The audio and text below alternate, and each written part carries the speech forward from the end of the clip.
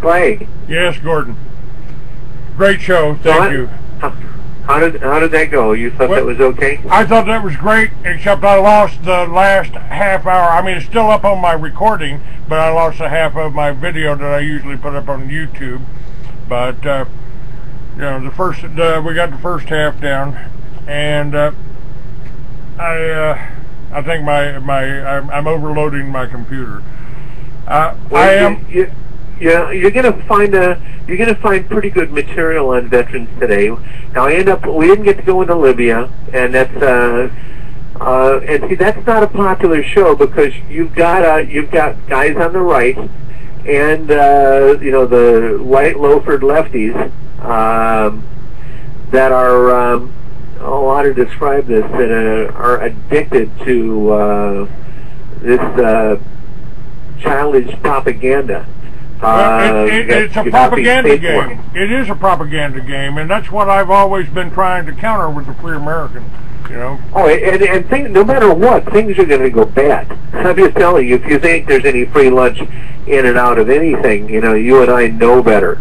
But now, let me stop you for just a second here. Now, I am recording this. I am going to record this, but this isn't for publication. This is just for you.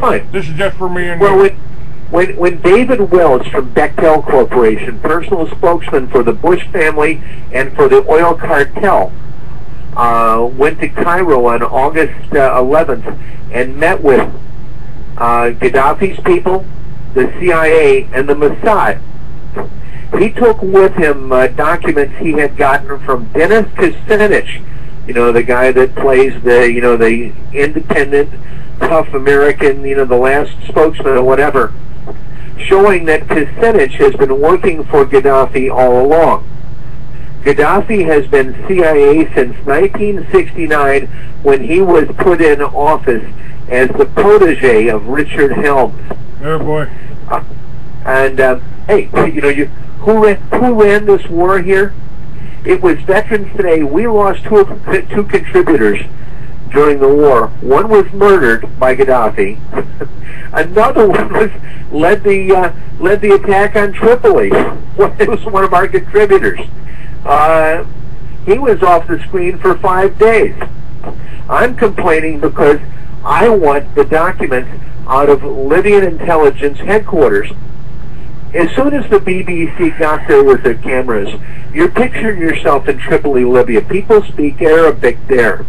And you're in Libyan intelligence headquarters, and the documents are picking up off the floor, and it's truckloads. It's not like somebody sat and made these things up in 5 minutes. They're in English. The signs on the wall that have been on the wall for years are in English. Why?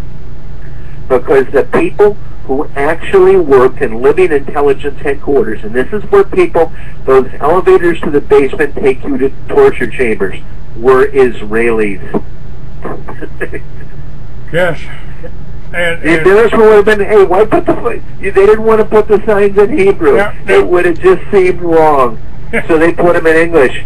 It sure wasn't the French reading English. You ever been to France? Try taking something in English in writing and giving it to somebody in France. All right. You hand them a piece of paper, they'll act like a snake bit them. Well, I have been trying to do something here. You know, I came up with the Liberty Village plan, and I still think that's operable. And I've got a chance right now to do something. You know, they've always killed me financially. I mean, I'm selling maybe a book a month right now, and I've got it up on Amazon, so I'm being blocked. I went into Kinko's to try to get to my site to download a flyer that I'm trying to do for the sheriff here, and this is what I really need to discuss with you. This I couldn't get to my own site. It wouldn't let me in. It wouldn't let me in libraries. So I'm not selling any books. I have a full-time staff that does nothing but fight hacking. We are attacked constantly. We operate on 4 servers just to stay alive. We have no advertising revenue at all, and not just that. And then, you know, I work as a defense contractor, and the positions I take have cost me and the people I work with, this is the bad part, has cost them a lot of money, because I have clients who are afraid of the Israelis. And they've attacked every one of my advertisers. I was doing $10,000 a month in advertising in a motorcycle magazine, and then suddenly I got no advertisers. Well, I prepared to tell the truth. It became real clear. If you're going to tell the truth, you're not going to have any advertisers, because that'll be blocked. The other thing I learned is that anybody traveling around, living in hotels, flying first class, going to conferences, whatever, and it's all these would-be liberal, do-gooder, anti-war, anti-this, anti-that people who seem to have so much money that we know who's picking up their bills. And that's the you know, that's something we're real clear on, is that most of the people who pretend they're us are not us. There aren't, I don't think I've found 12 real people out there, 12, that almost everyone that appears to be part of what we're doing. And, you know, we're not all the same direction, but exactly. We have differing beliefs. Even you have differing beliefs in some areas, but we're we're Americans. Exactly. Well, you know, I just divide and conquer is their thing, and I want to put a stop to that. And well, but Clay, most of the people with us. Now, here's the litmus that I would use. Anybody that WikiLeaks was an Israeli intelligence operation, any moron could see it. Hell, Zbigniew Brzezinski, who runs the Council on Foreign Relations, figured it out. It even bothered him. And of course, you know, he's talked about like he's the great Satan. He figured it out. He and I went on the exact same path and actually ended up together on this, Brzezinski and me. But anybody that came out for Gaddafi, his son Saeed was in Tel Aviv with directions for the friendly news in March. Then in July they said and also of course they hired mercenaries. They didn't get 50,000, they only got 3,000.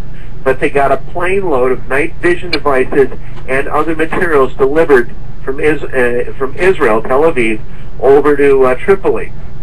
Then in July, Gaddafi sent another team over to visit with his Israeli partners. And then in August, David Welch, personal envoy of George W. Bush and president of Bechtel, and you know Bechtel is the one of the largest construction firms in the world, and of course joined at the hip with big oil and anything that's wrong in this world.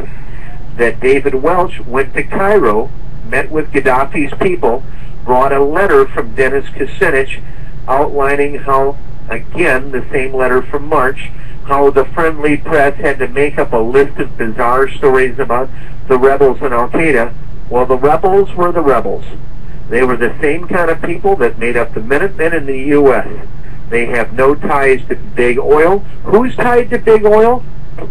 Well, you've heard the Carlisle group. Let me stop you for just a second, because the girl I just interviewed yesterday, they prosecuted her. They're trying to prosecute her. They've taken her kids away because she was in the Minutemen and realized that the Minutemen and Chris Simcox and this other guy that's using the name were just taking people off, and they were working for the other side. Basically, they were working with the Mexicans coming over. They were cooperating to be to show themselves to be the bad guys. And now we got Al-Qaeda in, supposedly Al-Qaeda. I call it Al-CIA, duh.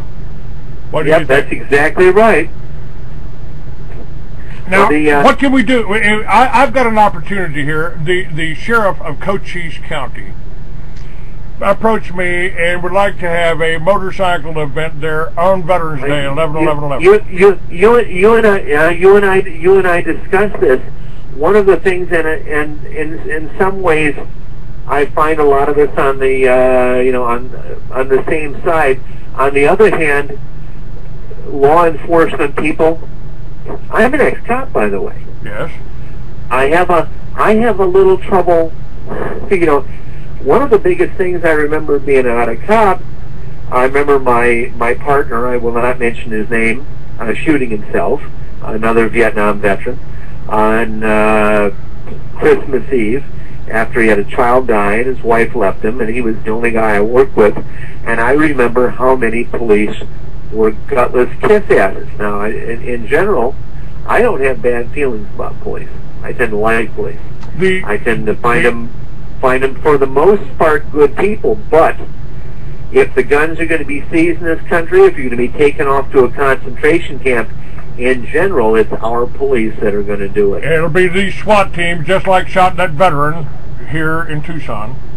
That's right. And now, what the answer that I'm trying to come up with here, and I'm trying.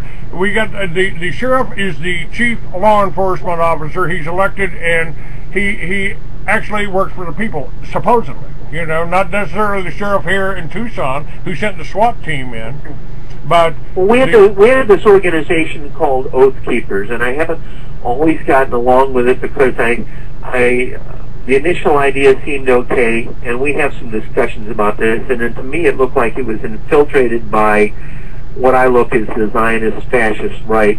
And they called me anti-Semitic, by the way. They called me anti-Semitic.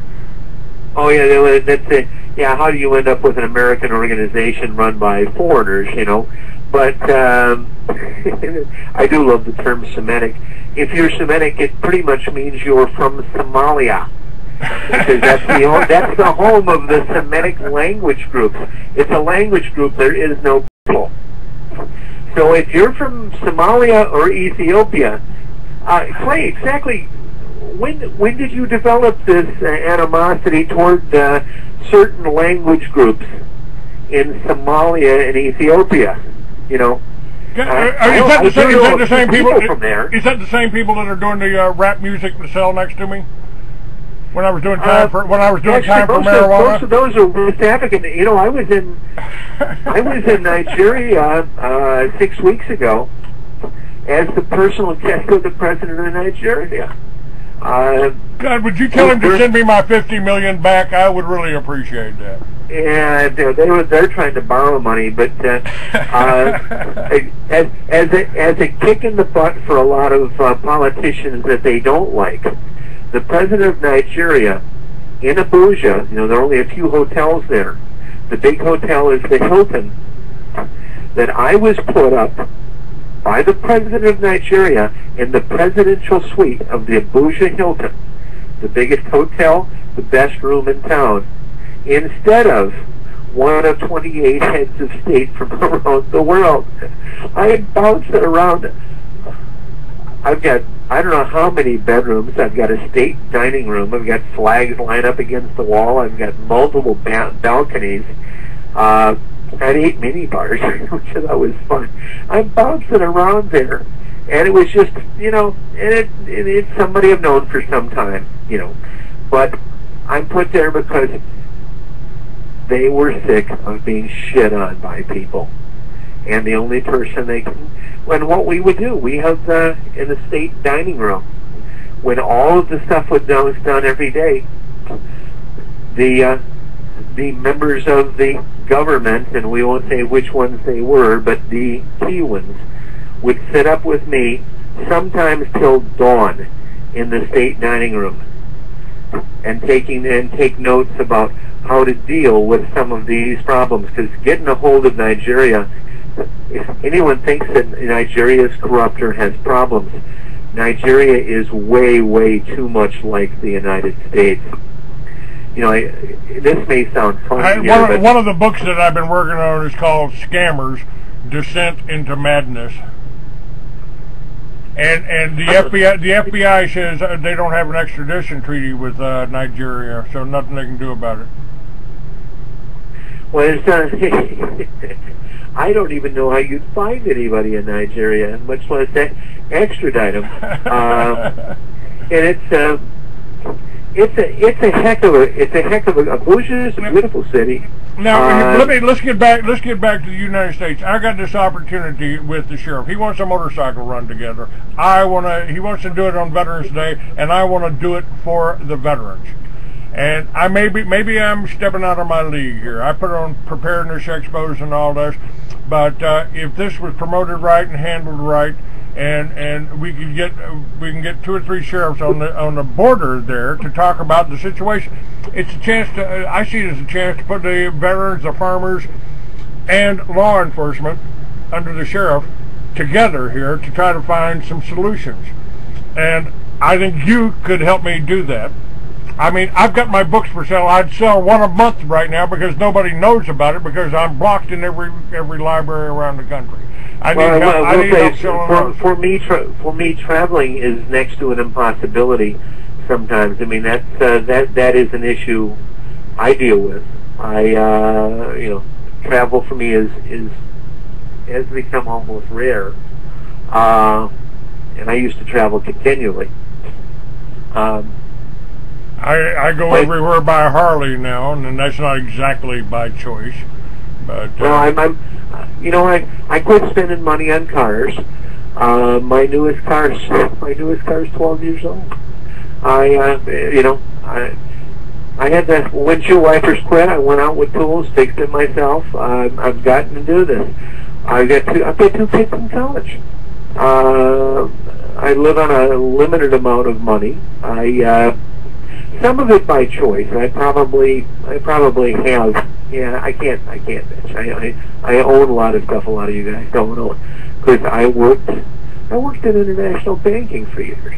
So I mean, I was knocking down money a lot of people never saw here. But I've always made my money from what I've done, and I've set up businesses for the last 20 years, and I've always made a living off of it until they almost ended my career here. And I tried to get back on top and get that distribution that I had once. I mean, I had 10,000 readers. Now we got a chance for 800,000. How can I sell some books? How could we work together in this? How because I'd like to see Veterans Today, since I'm doing this whole event for the veterans, and I've already got your banner up there, Veterans Today, as being a sponsor of the event, but I need to get more distribution. Now you were gonna start putting up materials here. I am trying to write a story on this right now, and I'm trying to figure out. Now here's what I'm thinking the best way to do here is to write something. Take some time, write something, a couple thousand words on this, and then put it up as a series. Let's say 5-part, and run one every 3 days, and I'll put them up on a banner. And with that, prepare inside that a poster, okay, that I can expand to, let's say, that'll be legible at 4 by 4 inches, okay? Okay. So do a 4 by 4 inch poster, and I'll put the poster up as artwork, and then the article you write about what you want to do. What I'd like to do, and to see this veteran thing, my mother owned a horse farm in Kentucky. She died 4 years ago. I have a horse farm in Kentucky with multiple houses on it. I pay utilities, taxes outside of Lexington. I tried to work with the VA on opening this as a veterans facility of some kind. They had no interest in doing this. It's enough land for, and this is not dry land here. I've got I've got farm equipment. I've got barns. You know, I have everything down there. I haven't been there in 4 years. I pay someone to mow the lawns. I pay utility bills. Every time those bills come in, our wife just does nothing but scream. And as time goes on, you know, not everybody had kids here, but you know, but the generation, things are passing to us, house after house. Property is coming in our hands, and what it's doing, it's running me into the poorhouse, paying property taxes, paying utilities, maintenance. Turn it into a Liberty Village. We can get yurts for about $2,000. Well, we've got 20 million empty homes in this country. Now, the other thing that's difficult here, and this is a reality check thing. A longtime veteran activist lives here in Toledo named Nick Halprecht. And Nick ran one of the stands in front of the Vietnam Wall for years, raising money for the Gulf War illness guys, along with Denise Nichols, you know, who helped write the initial bills that underwrote the research. Halprecht's here in town working. I have lunch with him, sometimes twice a week, sometimes once a month. But you know, we work together fairly often. He doesn't have a lot of educational background, but he is a very, very savvy guy in veteran politics. And he's been working with veterans for a long time. I've been working with veterans for, I could say longer, but this is my 19th year of working as a veteran service officer. And I have found working with veterans nowadays, and it isn't just nowadays, is extremely difficult. They are a pig-headed group. It has taken me, I've got one Vietnam veteran friend that it's 60 phone calls for him to turn in a form. Won't show up for appointments, won't do anything. And we're finding this over and over. The other one we find, of course, is guys claiming to be veterans lying about it. There's more of that than you ever want to know. But working with these veterans, now the younger veterans, we have an interesting history with. A lot of these guys were, hooray for the war, let's kill all those ragheads, you know, that crap like this. Well, now they know that they're the ragheads. And now they know that the people that were supposed to be killed were them. That they were meat for a global conspiracy. And that the war on terror was a scam. And I said the war on terror was a war against anyone, anywhere in the world, including here in America, that was against one world government of the banksters, by the banksters, and for the banksters. And that's what it's turned out to. And this is what we hear. And after so many deployments and coming back, and your wife's screwing Jody, and you can't even visit your own kids because some court officer says, well, you've got post-traumatic stress, you have to have supervised visitation with your own children, even though your wife, the guy raising your kids, is your wife's adulterous relationship while you were in a combat zone. I've only run into about, I can't think of that number, but that's a big number. That's, I say one of the to me, the tragedy of this country, the biggest tragedy, is that more my brothers committed suicide after they got home that were killed in Vietnam. Well, I had a question yesterday on how many people, where is it written down, the number of people that killed themselves, and I said it isn't. Why? No one wanted to know the answer. Oh. I get it, you know, and I don't know exactly what the number is, but you hear about it every day. And now we've got the SWAT teams going in and shooting the veterans. So, you know, to me, it's like the warfare is escalating. Now, if this whole Liberty Village concept, if I could use this event to put the veterans, you know, and a lot of them are bikers, but we'll make it a bike event for the veterans. Is the best way I can think of to structure it. And I've got a stage and all that for speakers. But What do we offer them? I mean, what can we do? I can sell some booze to some. Well, I was. Are you a veteran? I volunteered in 1964 for Special Forces, and I caught spinal meningitis in the last week of training and almost died because I had. My Marine on basic training.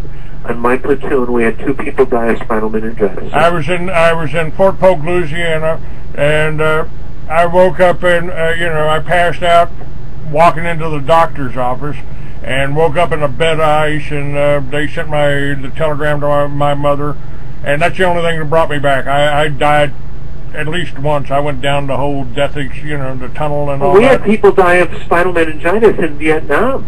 Sore throat, back of the neck hurt, next day dead in a doornail. It was people were, I can't even think of the number we lost it. But you remember in 1964 what your monthly paycheck was? 100-something bucks?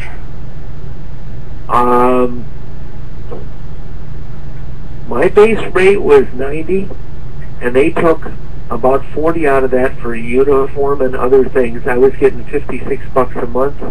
$56 a month initially.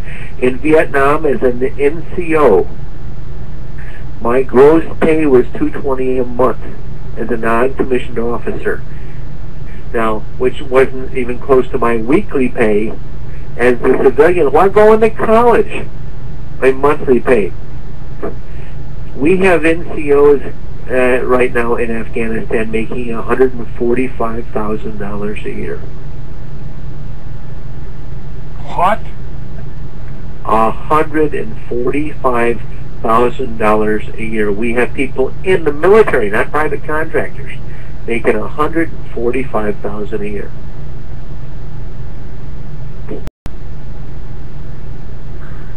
E7 over 10, $145,000 a year with benefits. $145,000 a year. And they keep pushing us into more wars. I mean, and these guys come back here and they're looking for a job making it. And I'm sorry, you can. I'll give you the ads here from the Toledo Blade. You won't find if there was an ad there, $10 an hour. The line would be a mile long. College graduates, you can hire them all day for $10 an hour. Well, the colleges, I think, are just rip-offs, too. I'm a 9th grade dropout, and I can read 1,000 words a minute. I got 90% comprehension. I could read before I ever went to school. I could read it 3. I hated to go to college, but once I was in, I did stay for a while. Well, I homeschooled my son for a little while, and then I sent them to school so they'd get laid. But what about putting the vets with the ranchers? I mean, if the veterans moved to a ranch and the rancher could teach them how to run the ranch and grow food there and be productive. I will tell you. This is just you and me on the phone here. Yes. Okay. I know what you want to do. You're trying to get somebody that's been in the military and offer them a real job. It's like rehabilitating a guy that used to steal cars. They've been making 10 times the money doing no work at all, and they